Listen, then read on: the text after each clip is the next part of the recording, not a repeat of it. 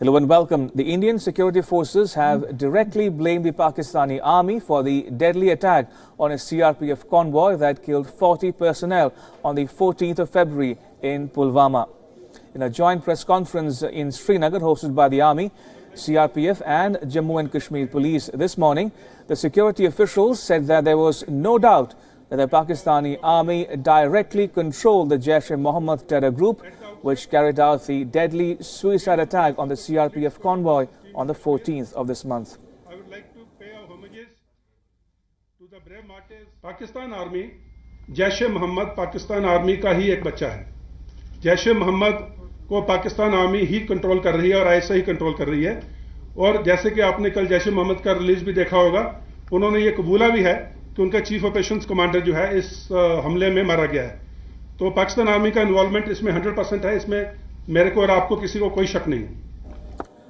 Speaking to media, Kashmir's top police official said that the entire Jaish leadership in the Kashmir Valley had been eliminated within 100 hours after the Pulwama terror attack.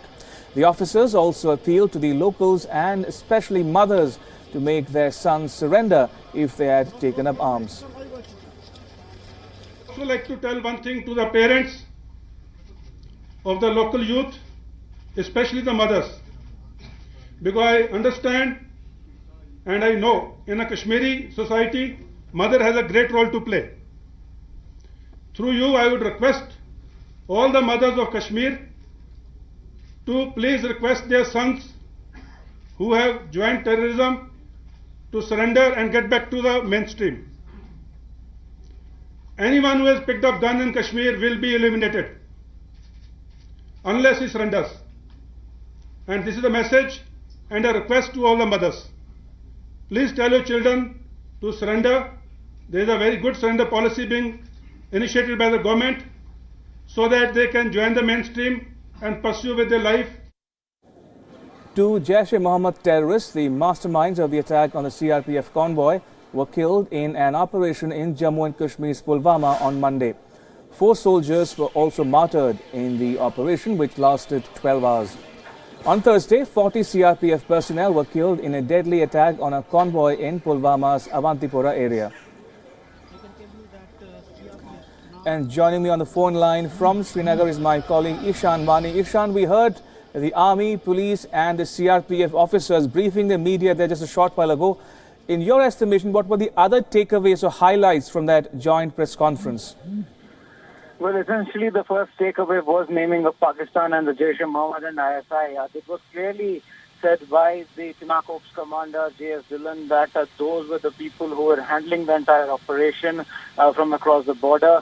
And that was something, it was a highlight of that particular press conference. Apart from that, General Dhillon clearly saying that they will deal with the militancy with an iron fist, something which has been reiterated by the Prime Minister Modi when he came to Kashmir.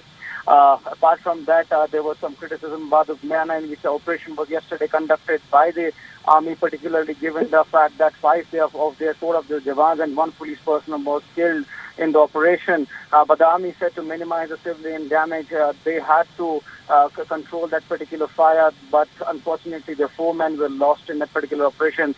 General Dhillon, it was his first press conference after taking charge as the Chinar Corps commander. It was clear that he told all those youths who have been now joined the militancy in Kashmir that they should come and join the mainstream and live a usual life like many others. IGP as the Kashmir Police, SP Pani, pointed out clearly that there are policies laid for those youth who can live their life clearly outside the state and normally as like other citizens of the country. And so those are the main highlights. But apart from that, the investigators, all of them did not give out any details of the operation because that is part of the NSG, NIA and other bodies are also conducting their operation. There were several questions asked regarding that particular attack, but all of them were declined given the fact the investigation is under progress and since it may hamper the investigation. But CRPF IG said that all of those people who are involved, apart from Kamran, who has been the main person brain behind this particular attack, and other people who will be charged with these attacks will be dealt strictly by the law book.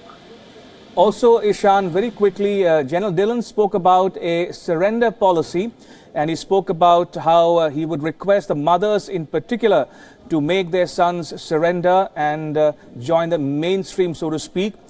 These are his words, not mine. He says anybody who picks up the gun will be eliminated. Now, in your estimation, does that indicate to your mind that India will continue to go after the terrorists in the Kashmir Valley?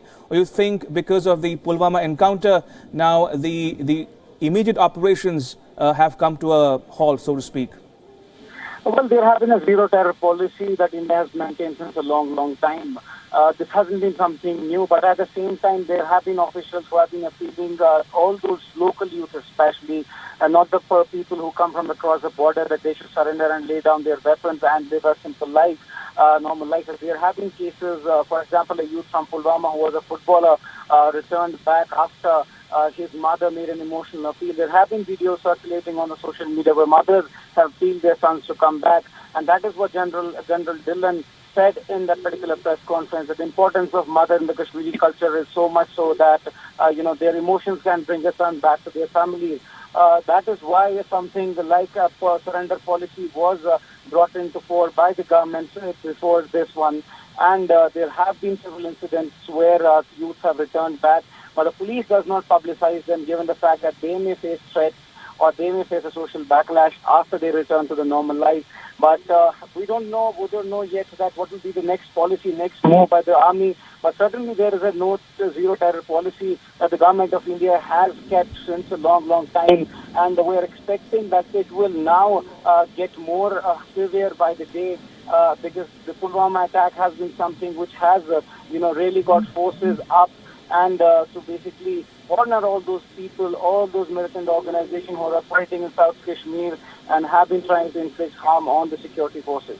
All right, Ishan Vani in Srinagar, thank you for that update. Appreciate it.